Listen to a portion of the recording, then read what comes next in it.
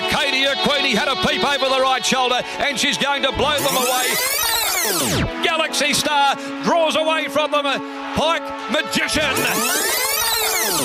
Welcome to Racing Rewind. Our panel will review the Pine Metropolitan meeting of the week. They will look for the horses to follow, those to forgive, and possibly those to forget. If you have an opinion, send a text to 0427 789 571. 0427 789 571. Yes, welcome along. It is Racing Rewind, and the old team is back together. G'day, Loch. G'day, Michael. Good morning, Michael and listeners. Great to be back in the studio this morning.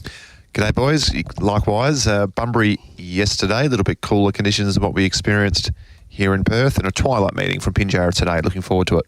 So you boys are operating at Pinjarra today? Yes, this afternoon and evening. I think the first has been moved to 2:40 and the last is around 6:50-ish. You thought on how Bunbury played? The first half of the meeting I thought very, very fair. We saw Bonjoy come down the middle part of the track in race 1. Birdie Eagle was leaders back and came up the rail race 2. Then Tycoon Harry led all of the way. We had the 2-year-old Golden Kathleen, very impressive, coming down the middle part of the track. So for the first half of the day, I was thinking this is quite good. But then I guess the latter half, it did look a little bit more rails dominated, didn't it, Loch? Absolutely. The horses that either were on the rail in front or just in behind the speed, the likes of Care to Win, Ruler Rocket, Real Danger took out the feature of the day, the Cyril Flower Stakes leading all the way. It certainly looked like perhaps being a little bit closer to the rail, with the rail being at the true position, was the place to be. Antique Miss potentially the outlier there, but it was just a really good performance from an informed mare. I agree. Got a text here. You didn't mention, from Brian, who said you didn't mention Neville's horses running at Caulfield yesterday. Zip Away, fantastic run. Fantastic run. The racetrack Ralphie, by the way, Chris. Brian, sorry. But go on. Fantastic run, Zip Away. Just when the sprint went on, he was caught a little flat-footed. He followed the eventual winner into the race. And for mine, and I know that I've spoke about this with you, Marty, a lot, Caulfield for the first time can often be a tricky track for horses. Mm-hmm.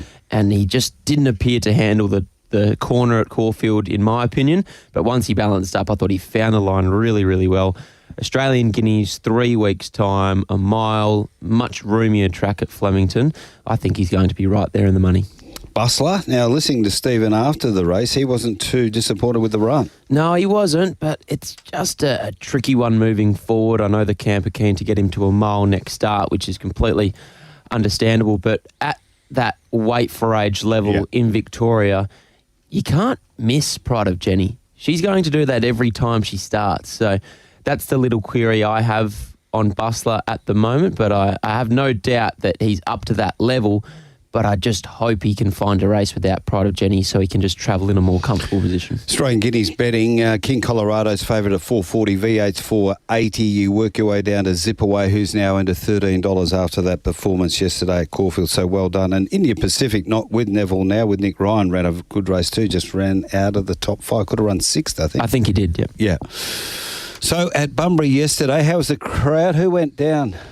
It was Lochie and I. It was pretty light on the crowd, to be honest, but speaking to some people at the club there, it was to be expected, the sort of short notice, that the hot weather. I don't think it was ever going to be a bumper crowd, but look, I think the cup meeting next month will be an absolute rager for the locals. Westbleed Platinum Handicap was race number 1 on the card over the 1,675 metres. Around the outside now, here comes Bonjoy. Flash two caddies on the rail. Wonder Weapon still back toward the tail end of the field by the 300. Those Serviceman wanting to lay in against the rail, joined by Silverback Bonjoy, who goes past Silverback Jack. Wonder Weapon can't win it. Bonjoy has booted clear with 100 left to go, and she's opening right up Bonjoy. She's going to canter home.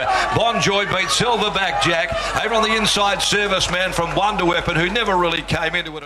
Okay, what do we take out of this win of Bonjoy? Jason Miller, Quinellas, the race. Bonjoy, just a really nice filly, I think, Mart, and is starting to put it all together. She's a lightly raced 4-year-old mare. Interestingly, she's won half of her races now. She's won 6 from 12. Not many horses have a winning record like that, but I really like the way she's come back. The last start win, you had to see it to believe it. It was outstanding from the position she was, and then from where she was yesterday, always travelled into the race really nicely, followed the stablemate into the race, and yeah, I just think she's a really progressive horse. I think the way that I guess she was throttled down in the concluding stages. I think the mile is probably her ideal trip at this stage, and perhaps the stablemate might be looking for a little bit further, but really nice win, and Jason Miller certainly has a couple of nice horses on his hands. Yeah, and when you interviewed Jason later in the day yesterday, he said he thought this mare could progress into a starstruck Patrice type in the future, which no reason why she can't. She's building up a terrific record.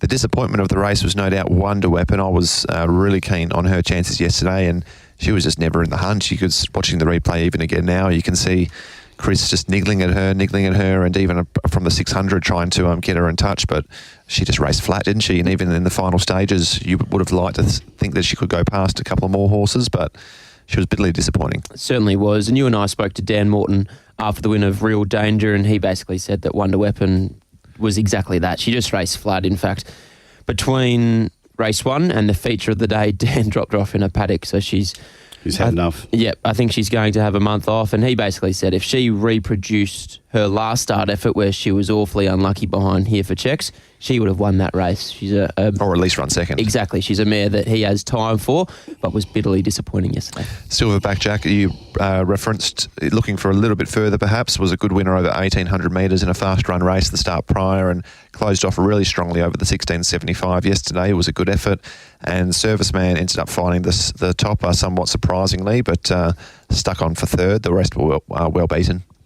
So when Wonder Weapon's back at her best, she'll be running, she ran her last 600 at 33.89. The last 600s yesterday were electric. We saw a debutant run home in 32.85 yesterday. Wasn't that impressive? Let's get to that. Absolutely. And Real Danger even led over in the feature and zipped home in 33.4. So it's the track was pretty quick. Second event, the Greenfields Lodge handicap, and this was taken out in style. Eagle presented with a dream inside run. Let's Deal goes up. Virtually 4 across the track, but Let's Deal, Benji's together. Birdie Eagle grinding away down near the inside, trying to get to them. It's Birdie Eagle with 100 to go, getting up on the inside, goes to Let's Deal. Birdie Eagle, Let's Deal. Birdie Eagle will be lifted home. Birdie Eagle by a long neck to Let's Deal. Third home Benji's, Verlaine's fourth. Gift of the Heart. Okay, so what do we take out of Birdie Eagle's win? Neville and Brad combining up along the fence. Let's Deal was good. Benji's back in third, and Verlaine's 4 lengths back in fourth. He looked like the best horse in this race on paper, and I think that's the exact way it transpired. Marty had a lovely run in behind the speed, was just in a beautiful, comfortable rhythm behind Gift of the Heart, who rolled off the fence, gave Brad Parnham and Birdie Eagle the saloon passage up the rail, and from there he did enough to fend off Let's Deal late, who I thought was good, back on the freshen up from the Perth Cup run. But Birdie Eagle, I think he's a nice horse. He can continue to go through the grades. What his ceiling is, I'm not sure. I still think he's a horse that is really racing into learning what it's all about, and Neville often has a really good handle on these horses. You know, the likes of Bruce Almighty, they don't seem to have blistering turn of foots, but they just continue to show up, and when the bar gets raised, so does the horse's ability. Yeah, 100%. He was well placed yesterday. He loves the quick backup. Did it again yesterday and was able to break through. Things just panned out well for him in the run. Let's Deal always produces a really big effort fresh. That was no doubt yesterday, and almost if he had have gone straight, which has always been his issue. He's always been a big lay-in type of a horse. If he had have stayed straight, I think he just about wins that race, but he performed well nevertheless. Benji's got tightened a little bit over the final stages, probably should have finished a bit closer, and Verlaine's was only an even run first up, I guess, but you'd think he'd be improving sharply off of that. He'd probably be heading towards those country cups, and once he reaches a staying trip, he'll come into his own. Gift of the Heart, I probably expected more from. I wouldn't be surprised to see if that's the end of preparation for him. He's had a really good prep this time in, but seemed to get things easy enough and couldn't quite give that kick and get that separation from the field, which we've come to know from him. I agree. Gift of the Heart and both Star Chien, on paper, they're much better than that. They were beaten 7 and 10 lengths respectively, perhaps pulled up with a little issue. Race number 3 was the Bank of Queensland Bunbury handicap over the 1,000 metres. But it's still battling away. The leader goes now at the 200 mark. Tycoon Harry races more than 2 in front from If I Didn't Have a Dime. All play followed by Snippy Witch and Frappuccino, but it's Tycoon Harry down inside the last 50 metres. Frappuccino flying home on the outside late when it's all over. Tycoon Harry too good at the 1,000. Big run Frappuccino from last, a horse to follow. Yeah, well, what about this race? It was Tycoon Harry for Jimmy Taylor and Braden Garth, the son of Harry Angel. Good stallion. Frappuccino had everyone talking, and If I Didn't Have a Dime back in third. Frappuccino, we'll touch upon him in just a moment, but Tycoon Harry, he was the beneficiary of two key scratchings in this race, Salt Lake Shake and Shellbell, and from there he just strolled to the lead.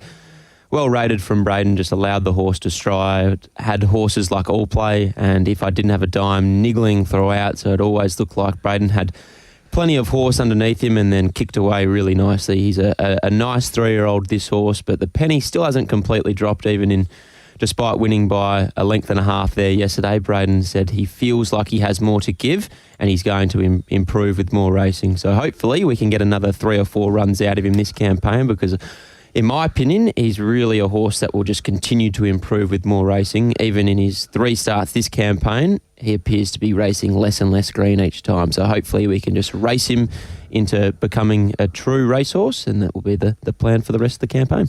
6 starts now for 3 wins, 3 placings. He's looking quite progressive. As you said, benefited from those 2 on-pace scratchings yesterday, was able to find the top there and control and give a really nice kick on straightening. He still ran home in 33.29, so he's going very, very well. But the debutant Frappuccino was just a brilliant performance. The tempo, Tycoon Harry did get things his own way, but the way Frappuccino finished off, he ran past Snippy Witch, who's flying, Saturday winner, All Play, talented. If I Didn't Have a Dime's going okay.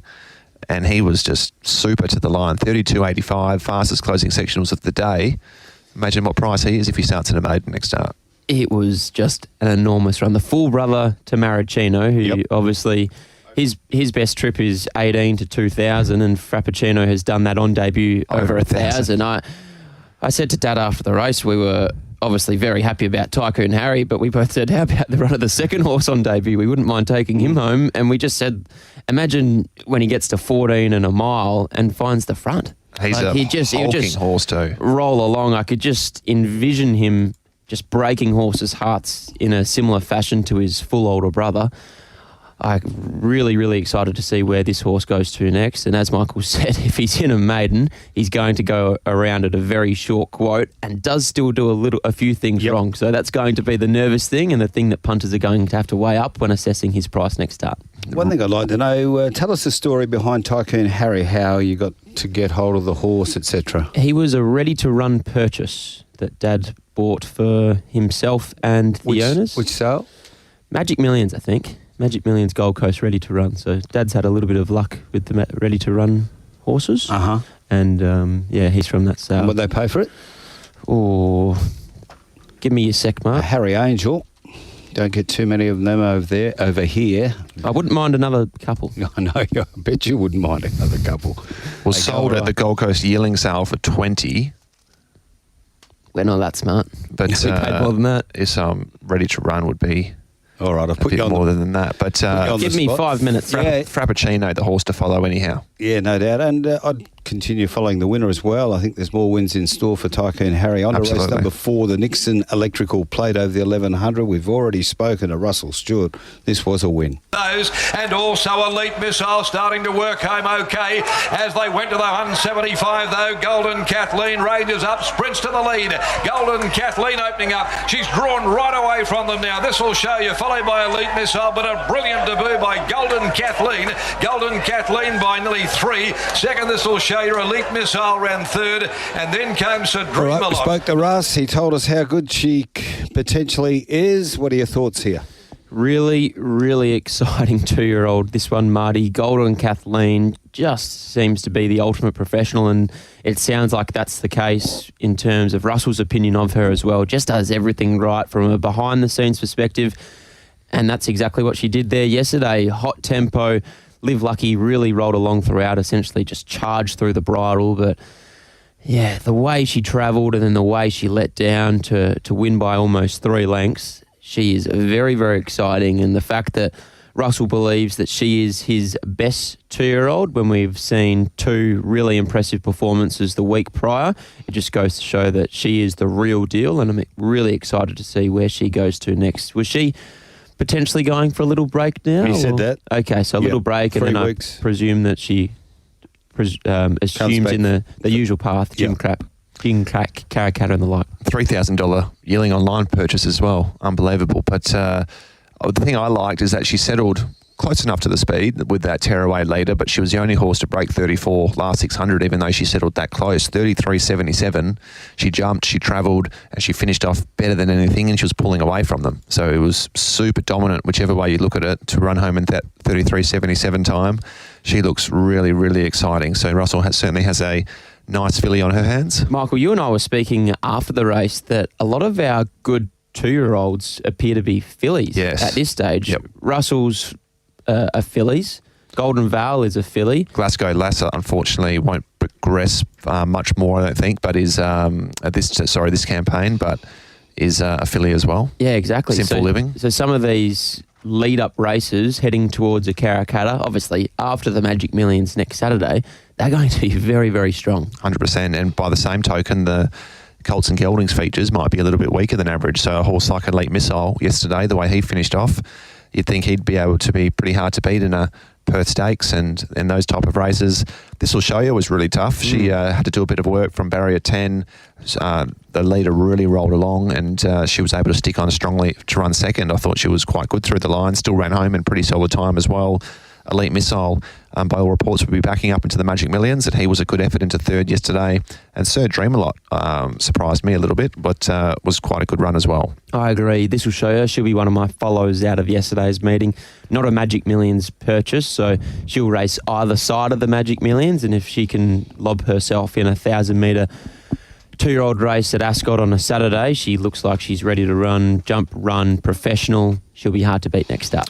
Live Lucky was the $3.40 favourite in the end, led and just went way too hard. Pat Carberry was having a real issue trying to get her under wraps and trying to control her. She just was going too hard, plain and simply, and she really fell into a hole in the final stages. And she didn't necessarily do that on debut, but clearly she's a hard-going filly that just needs to learn to relax a little bit, and you'd certainly think 1,000 metres would be seeing her out. Yeah, a post-race vet exam revealed the filly returned with an elevated heart rate, and the thing that perhaps concerns me even more is that the trainer's representative for Dion Luciani advised the filly will undergo an endoscopic examination. So whenever you see that generally means that perhaps you made a little noise, which is never good. Russ Stewart told us that Golden Kathleen had a bent leg, and that's why she would have gone for 3,000. Of course, the first of the... she's the first Leonardo da Vinci. To win out of a good mare in Hopetown. Yeah. So, and the owners of Golden Kathleen, the Kenyans, who I don't know, also own Gold Maker. So they're well positioned.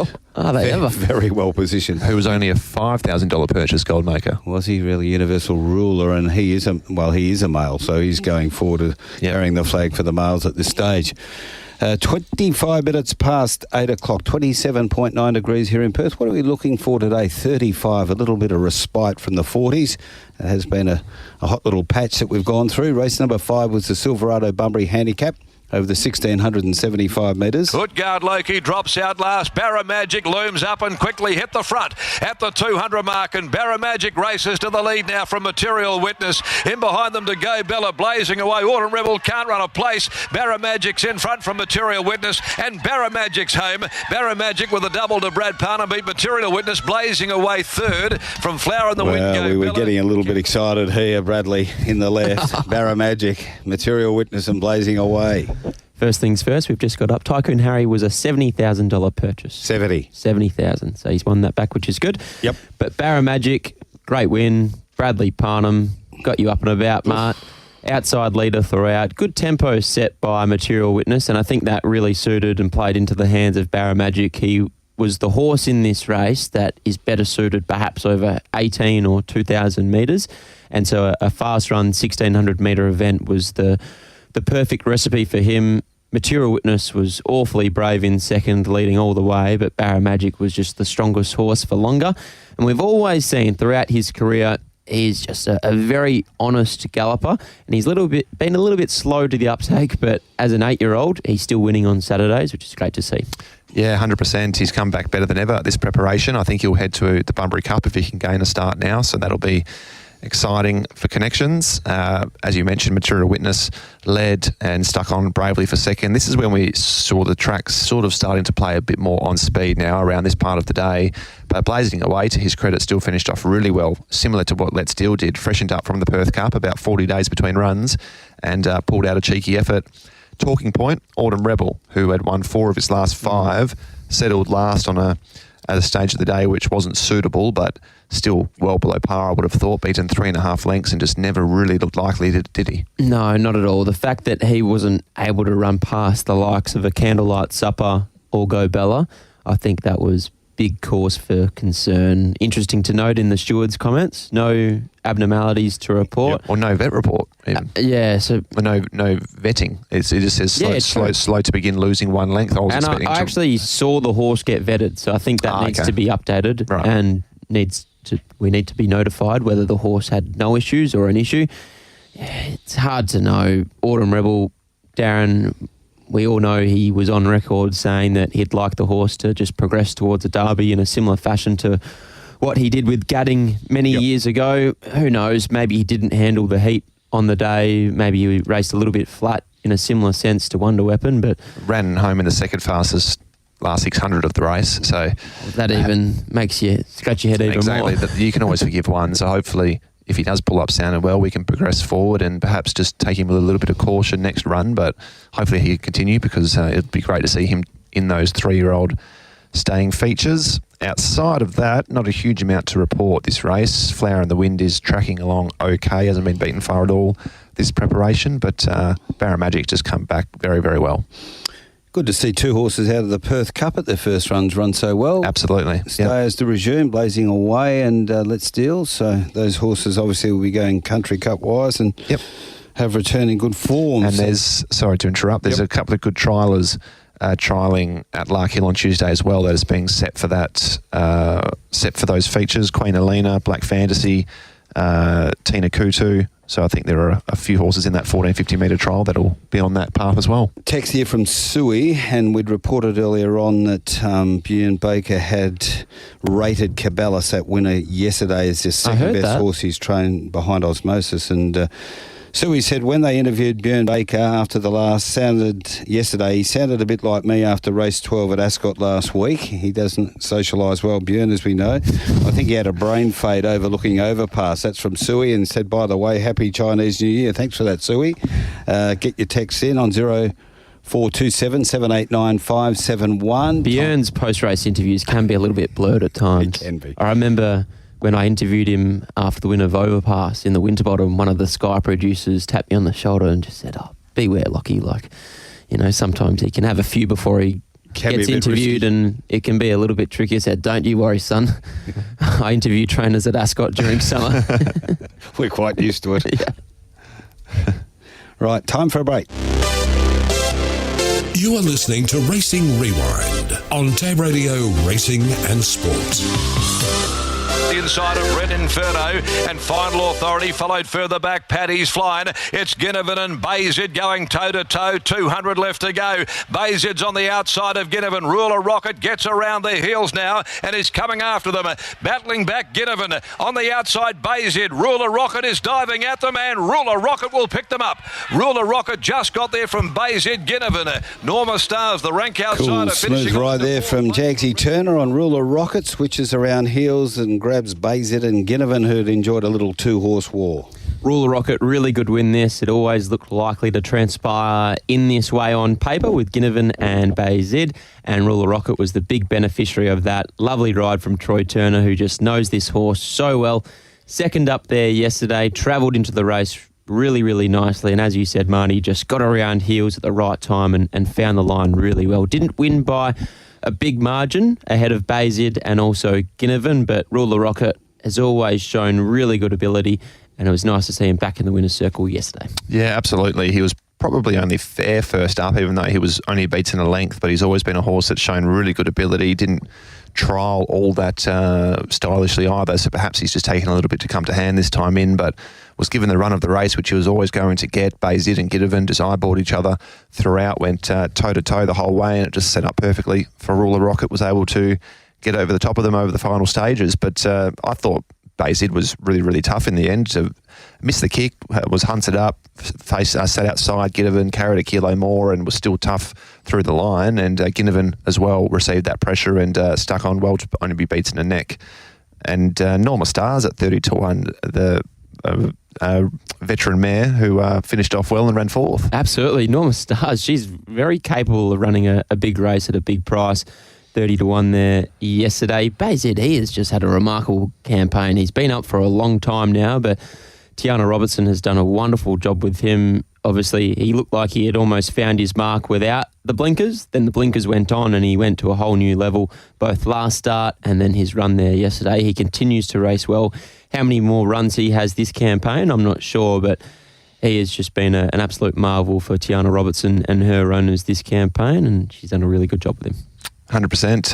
Outside of that, Paddy's Flying trialled really well leading into the race, but never looked likely. Ended up going backwards a little bit over the final furlong, so was well below par for a horse that has plenty of ability. And Final Authority was probably an even effort. Absolutely. After covering a bit of ground. Looking at the sectionals, Paddy's Flying and Final Authority, they were, I guess, both back in the field and ran the third slowest and the slowest final last 600. So you'd have to say they were disappointing on face value. Entitled to do more, weren't they? So we go to race number 7, the Tab Touch Better Your Bet handicap. This was over the 1,200 metres. A length and a half to Starring Night. Honeydew back on the inside, worked on by Parnham.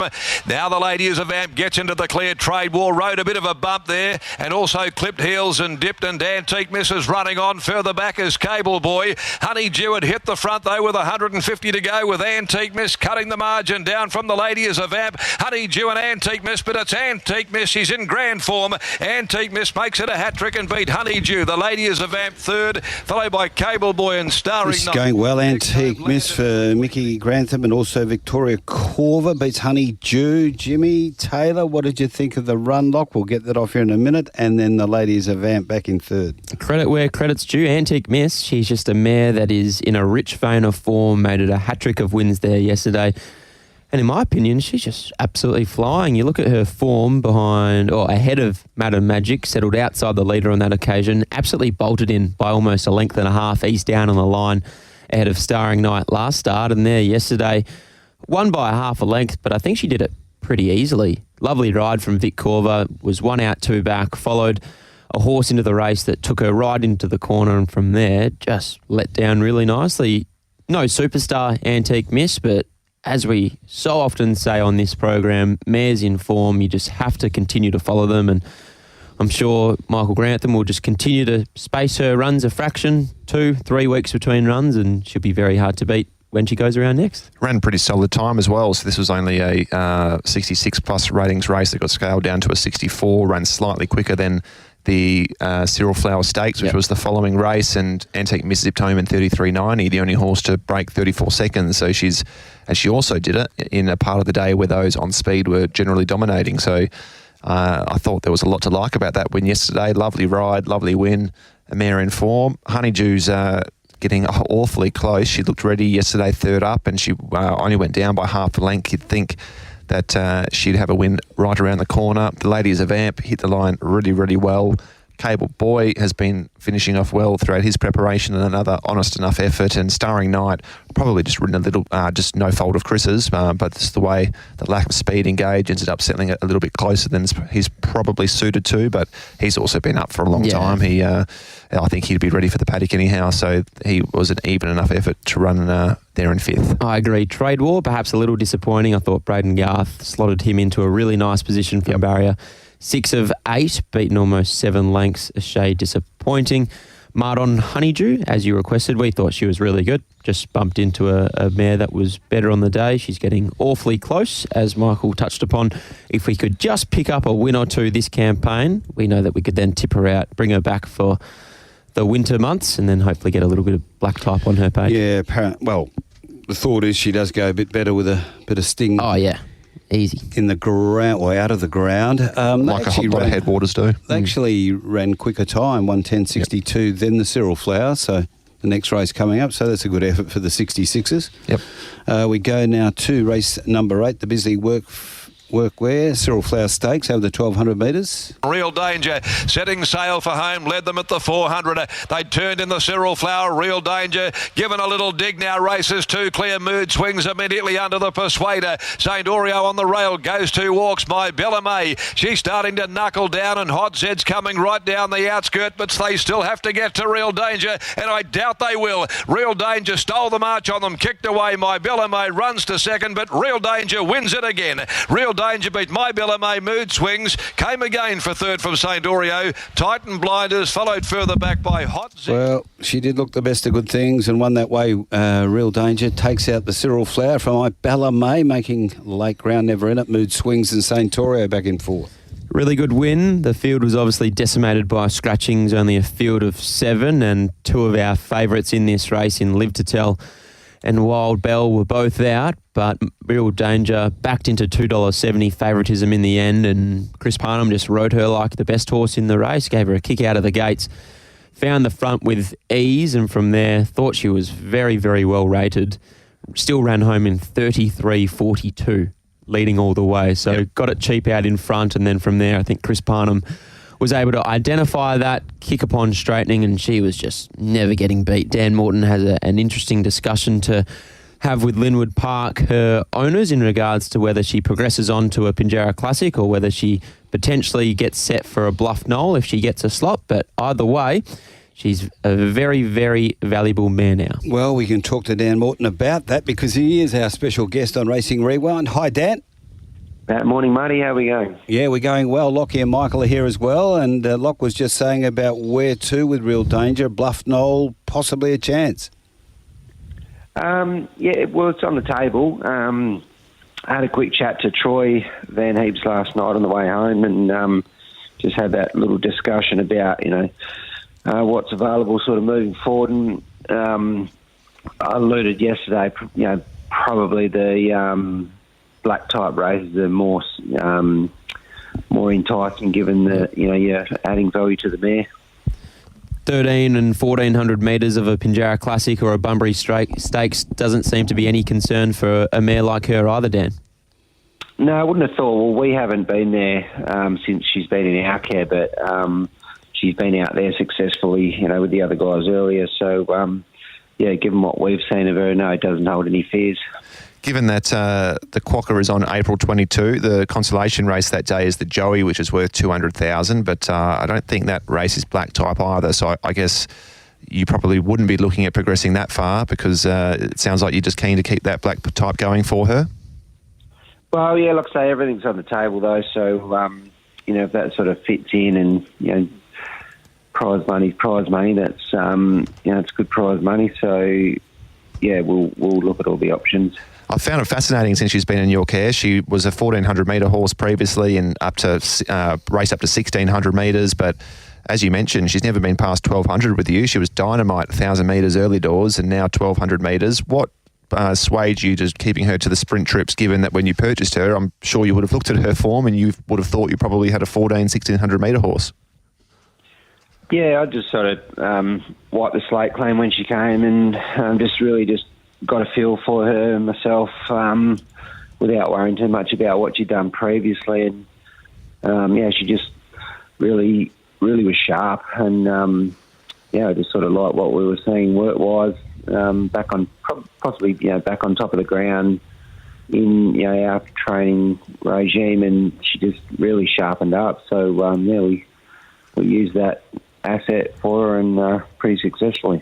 Dan, from afar, she just seems to be so versatile. We've seen her get a little further back in those sprinting races, but there yesterday in a race that lacked speed, she found the front. Do you feel that is her greatest strength at this stage? Yeah, for sure. She's a very good mare. She's just versatile. She's easy to train. She's very fast, like I said yesterday. But she's quite versatile in a run. So yeah, she's pretty hot property to have hold of at the minute. Yeah, and the versatility, it's a very good point you make, because the previous start she was really made to work early in the race and was a sitting shot, and 110.3 home in 34.98, but this time was able to be held up and then sprint. So they were totally different runs and wins, weren't they? The two 1,200 metre races, the Scenic Blast and the Cyril Flower. Yeah, probably yesterday was an easier watch for her. And the start before, like you say, she did a power work and, was getting chased home by, the better sprinters going around at the moment. So, like I said, I sort of feel like I still haven't really reached her ceiling. So I'm sort of excited about what's next. Absolutely. Two horses I really want to ask you about racing at Pinjarra today, Dan. Rasmus, who's always shown a lot of ability at the trials, resumes down the straight first up, and also Viamonte, who hasn't had much luck at all in much stronger races. Looks like you found a really nice and suitable Class 5 assignment for him down in class. Rasmus, firstly, what are you expecting today? Yeah, I'm really looking forward to him. Since he's matured nicely since his last prep. His trial the other day was good. He hasn't been down the straight before, so he's got to get that right. But he's a pretty free running sort of horse. So I think we'll just let him use his sheer speed and see if he can hold on. And Viamonte only raced in 72 and 66 plus races this time in, and comes back to the Pinjarra Class 5, which he's been a winner at previously.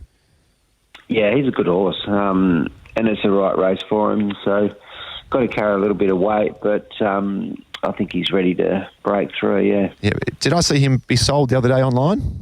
You did. Yep. So he races for New Connections now. So that was sort of part of the deal. He'll race today and then head down to Albany. So. I think he's a good acquisition for the new owners. Hopefully a quick return. Yeah, happy days. Dan, before we let you go, thank you very much for your time. Star 3-year-old filly Super Smink, where's she at? How's she progressing? Yeah, she's back in our yard. Looks great. So just all systems go towards the clock now for her. So, really excited about what's to come. Have you locked in a deal? Obviously, you have your own slot. Has that all been confirmed yet, or is there still a little bit of water to go under the bridge?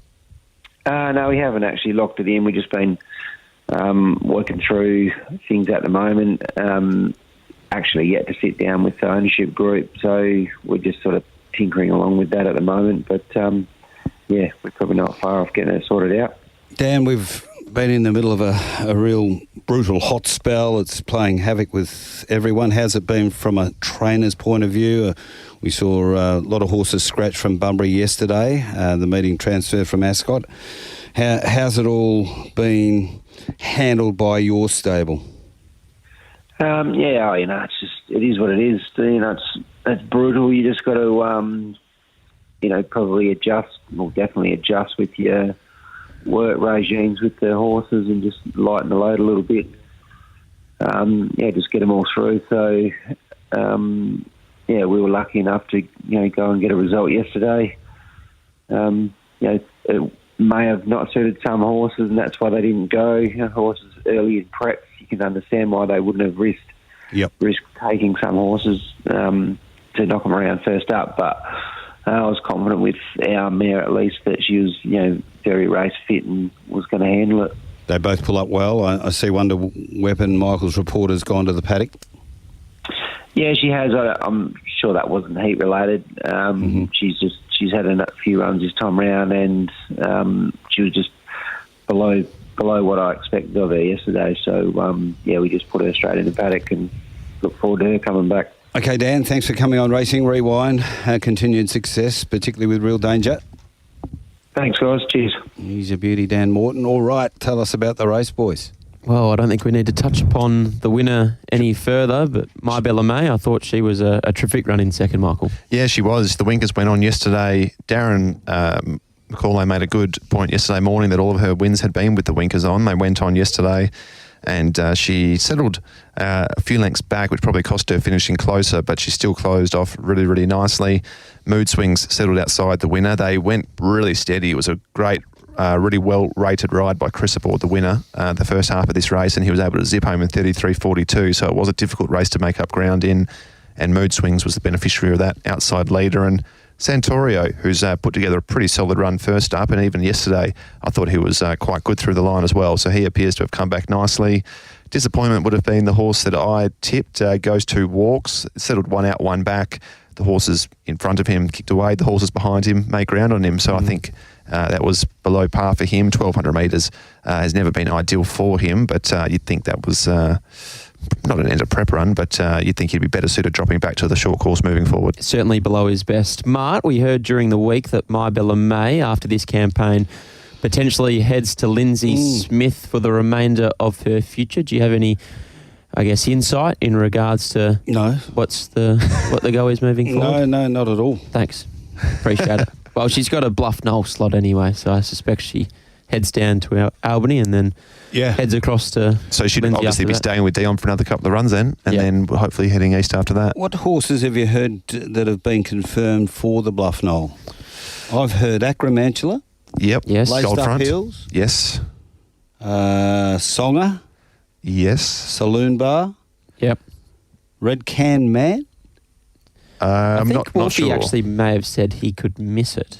Well, Resort Man had a slot, but it's been Resort Man. retired, unfortunately. He's been retired. Yeah, I saw that during the week. Julio made a tweet. He's been an absolute ripper, Resort Man, so that slot would now become available. I think Roy's gone Strathmore Rose. That's correct. Geez, Real Danger wouldn't be out of place in there. No, not at all. But like they said, what's it worth, 300? Yep. Yeah, so it's a really good stake money race, but there's no listed or black type quality attached to it for a breeding operation. It's probably not as enticing as the stake money is. Funny as that sounds, maybe to some, but you can understand why. I think a big talking point is whether Red Can Man goes or not. I think we need to chase up confirmation with Steve Wolf in regards to that. If because he goes, he's hard to beat. Exactly. The race is run at set weights and penalties, and he is a very highly rated horse. Yep. And then trained locally. Exactly. All of a sudden, if he doesn't go, that might entice a slightly lower rated horse to take the plunge and go, because you don't have to worry about losing so many points. Does Steve have a slot himself? Yes. Wolf Racing? Yep. Okay. Race number 9 is the Bunbury Cup on Saturday, the 9th of March, handicap over the 1,400 metres. Who led the way? It's a Boo coming to the turnover. Budgerigar, XL Train out there deeper. Back behind them, Keridwin looking for room. Dazzling Dane goes up on that vacated spot near the inside. Then Tallangatta Recall, Blazing Tycoon inside the 250. And over on the outside, XL Train joined Budgerigar. Keridwin got a great inside run though, sprinted through and grabbed them. Keridwin boots away and Keridwin draws clear. Keridwin gives Brad Parnham a treble for the day. One from either XL Train or Recalled. An eye-catching run late. He's Got Wings was not far away. The Big Girl by American Pharaoh wins. Keridwin for Michael Lane and Brad Parnham. Tell us about this. Recall was making a lot of late ground. Nice mare, this one, Marty Keridwin. She's a 5-year-old, but has only had the 11 starts, and that was her second win for Michael Lane and Connections. I just think she's going to continue to go through the grades. She was held up upon straightening. Once she got clear, she found the line really well, won by over a length and a half ahead of a very unlucky Recalled. But the fact that this mare, she was 850 into 350. It was like the whole of Bunbury was on, and she duly saluted. Great ride from Brad Parnham, who, as Darren said in the call, brought up a treble, riding really well.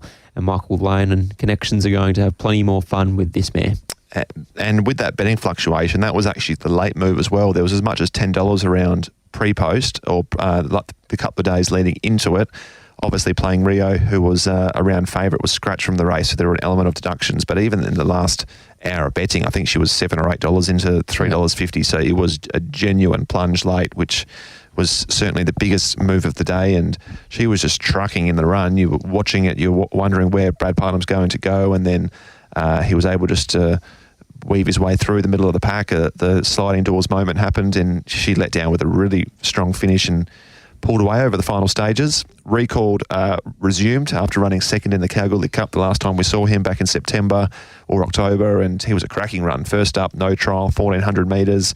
It got held up fleetingly as well, lost his spot at one stage, but when he pulled out and hit the line, I don't think you could say he could have beaten the winner, how well she won, but I certainly think that he would have gone, finished a lot closer. So he's a big, big follow out of the meeting, and Axel Train had every chance, 1 out, 1 back, stuck on well for third. I agree. He's got wings, perhaps not suited by the way the track was playing at that stage of the day, but in a similar sense, recalled, settled further back and still beat him home. And Dazzling Dane was a really nice run as well. Didn't get much luck in running, had a couple of traffic issues, and was not a nice amount of late ground. Okay, time for a break. We'll come back with horses to follow, maybe find a winner or two at Pinjarra. On Racing Rewind, it is time for the boys to look back and determine who are the black bookers, the ones to be on next start, the horses to follow. Okay, Mickey, open the batting. Just the two for me, and they're the two obvious ones that stood out yesterday as well. The debutante Frappuccino and recalled in the last. I'll double down on Frappuccino and also the 2-year-old filly out of the Mitch Pateman yard. This will show you. I really like the fact that she's not Magic Millions eligible, so she can race either side of that big 2-year-old feature, and hopefully they can get a result next start. Talking about Magic Millions. The field, or the final field, is just beginning to be released, with the acceptances closing at 8 o'clock earlier this morning. 2-year-old classic field, Michael. Sinful Living, Clint Johnson Porter will ride. One More Too Many will race first up for Neville Parnham and Lactar Ramoli. The favourite in the race, Golden Vale, Simon Miller and Holly Watson. London's Image, yet to have a rider named. It wouldn't surprise me if a Brad Parnham would ride. Angel's Impact for Mike Santich. I presume Keshaw Duran would ride. Big Shots, Luke Fernie and Chris Parnham. And Define Beautiful will be ridden by Lucy Fury for Trevor Andrews and Connections. They're some of the more fancied runners in the field, as well as Elite Missile, who we saw race yesterday. You'd think Elite Missile would be Brad Parnham, and London's Image. Yeah, it is Brad Parnham. Oh, yes, sorry. Yeah, Brad's on it. Yep. And the 3-year-old race, which has had a nice prize money injection today, this year, $250,000 for the 3-year-olds, has assembled a nice field. Storm Chaser is heading that way, and you'd think it would start a pretty short favourite. I agree. I think he'll be very hard to beat. Set weights, 78 rater. He meets them all very, very well off in that sense. Was a brave effort last start in the breeders down there at Bunbury off a little freshen up. Second up essentially off that freshen up. He'll be awfully hard to beat. It wouldn't surprise me if we even see him in the red. In terms of the 2-year-old race, who's your early tip? Golden Vale, it would have to be the deserving favourite. Let me get that one up just again. While you're looking at that, Harrow's bought the Burnborough from the Great South, Bondi Bubbles, up for it. Yeah, it'd be interesting to see how he measures up. What's he won, 6 straight? 6. Yeah, that's a nice little injection. Yeah. I'd have to stick with Golden Vale. Yep. Yeah, it's been too good so far. More importantly, what about a winner or two for today? Big Red. Well, my best was, I was looking last night and the field hasn't changed. And Surprised he replied to that. Terratif was $2.20 in the last. There's been no scratchings this morning and it's into $1.65. Yep. So that will not be my best anymore, but I think that'll be Chanel Cooper's first win. So good luck to her having her first day in the saddle today. My best will now be race 8, number 2, Viamonte, and I like the fact that Dan gave him the tick of approval when we spoke to him just moments ago. $3.20, Brad Parnham to ride. Have you got one, Lochie? No, just following. You're just pulling the strings there. Yeah, following Big Red's lead. Yep, 29.6 degrees here. I'd like to thank Michael McDermott for his hard work in the background, keeping the show afloat. Just a reminder, Chris from Como won the Sunday Saviour last week, 4-leg place multi-winning. And Chris will be getting the $100 TAB voucher. Leah Ernest to take us through the morning into the afternoon. Thanks, Michael. No worries. Thank you, Martin. Lochie. You're a typical tailor, right? You're a shit stirrer. You're not going to get me falling in. Thank you, Mart.